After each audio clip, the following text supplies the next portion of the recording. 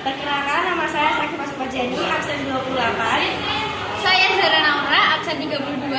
Saya Zahwan Nura Fenata, absen 33. Di sini kami akan menjelaskan tentang apa itu kartun. Enjoy for watching. Hai, di sini saya akan menjelaskan tentang pengertian dan jenis-jenis kartun. Yang pertama, pengertian. Apa sih pengertian kartun? Pengertian kartun adalah jenis ilustrasi yang disajikan dalam bentuk yang menarik dan biasanya berisi cerita yang menarik. Kartun tidak hanya dibuat untuk menghibur pembaca, tetapi juga memiliki arti dan tujuan dan dimaksud seperti menyampaikan sebuah pesan tersirat melalui gambar kartun. Yang kedua, jenis-jenis kartun. Jenis kartun terdiri dari 5 macam. Yang pertama, kartun gag. Kedua, kartun editorial. Ketiga, kartun karikatur. Keempat, kartun animasi. Dan yang kelima, komik.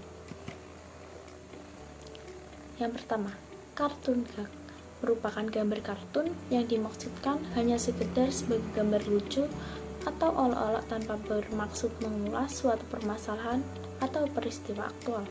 Kartun murni biasanya tampil menghiasi halaman-halaman khusus humor yang terdapat di surat kabar atau terbitan lainnya. Satu jaringan pembuat kartun murni yang terkenal adalah Kongkang, yang karyanya banyak dimuat di berbagai terbitan.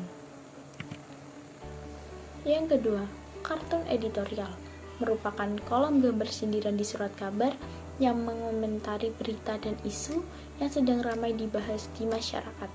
Sebagai editorial visual, kartun tersebut mencerminkan kebijakan dan garis politik media yang memuatnya. Contoh kartun editorial yang terkenal di Indonesia adalah Oom Pasikom di harian Kompas dan Keong di harian Sinar Harapan. Ini saya akan menjelaskan tentang kartun karikatur. Kartun karikatur sebenarnya kartun yang telah dilukis dengan melakukan perubahan pada wajah atau bentuk seseorang. Contohnya, hidung menjadi besar atau mata semakin kecil. Kartun ini telah menonjol karakter seseorang melalui bentuknya. Selanjutnya yaitu kartun animasi. Kartun animasi ialah kartun yang dapat bergerak atau hidup secara visual dan bersuara. Kartun ini terdiri daripada susunan gambar yang dilukis dan direkam, seterusnya ditayangkan di televisi atau film. Kartun jenis ini merupakan bagian penting dalam industri perfilman pada masa ini. Contohnya seperti Upin Ipin, Doraemon, dan sebagainya. Yang terakhir yaitu komik. Komik merupakan perpaduan antara seni gambar dan seni sastra. Komik terbentuk dari rangkaian gambar yang keseluruhannya merupakan rentetan satu cerita yang pada tiap gambar terdapat balon ucapan sebagai narasi cerita dengan tokoh karakter yang mudah dikenal. Adapun fungsi gambar kartun, yang pertama berfungsi sebagai gambar kegembiraan, yang kedua menyampaikan sebuah pesan tersirat melalui gambar kartun, yang ketiga memudahkan memahami suatu penjelasan dalam cerita, dan yang keempat sebagai media penghibur dan bercerita, dan yang terakhir media untuk berekspresi dan bereksploitasi. Lalu unsur gambar kartun. Unsur gambar kartun dibagi menjadi 4, yaitu manusia, hewan, tanaman, dan objek lainnya. Manusia yaitu memahami dan menguasai proporsi dan anatomi tubuh manusia, baik orang dewasa maupun anak-anak. Profesional adalah perbandingan sebagian atau berbagian atau bagian dengan seluruhnya. Yang kedua, tidak jauh berbeda dengan unsur manusia, harus menguasai proporsi dan anatomi. Jenis dan bentuk hewan dapat dikelompokkan menjadi hewan darat, udara, dan laut. Lalu unsur tanaman. Ada 2 cara untuk menggambar ilustrasi sebagai jenis tanaman. Artinya, menggambar tanaman secara sederhana dan lengkap.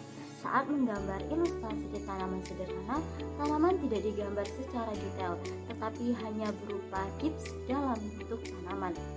Gambar lengkap ilustrasi tanaman dirinci dari perbagian digambar dengan hati-hati. Lalu unsur objek lain. Unsur objek lain adalah berbagai macam objek alam, objek buatan, dan objek imajinasi manusia.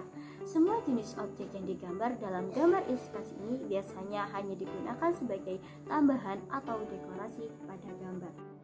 Saya akan menjelaskan tentang teknik-teknik membuat kartun.